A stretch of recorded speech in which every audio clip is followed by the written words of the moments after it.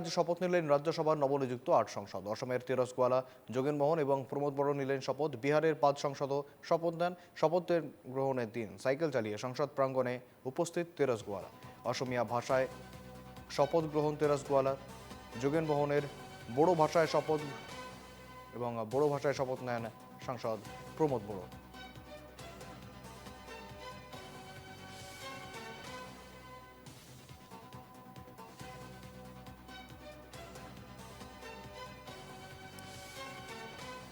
प्रमोद बड़ो हादोर गौतमनि बिसायख'जानाय सासे सोद्रोमा इसोरनि मुङै समायखिरा लायोदि आंहा आयेन खान्थिजों सुजुजानाय भारत संबिजितनि फारसे फोथायनाय थागोन आरो भारतनि सार्वभौमत्व आरो गोरोबथिखौ रैखा खालामगोन।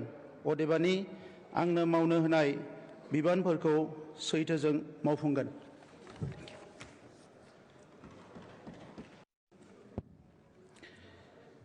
आं प्रमोद बड़ो मैं शाव যোগেন মোহন राज्यसभार सदस्य निर्वाचित होवात फुरा तारार नामत शपथ कওঁ जे विधिर द्वारा स्थापना करा भारतर संविधाনৰ प्रति मैं प्रकृत विश्वास और निष्ठा अक्षुण्ण राखिम।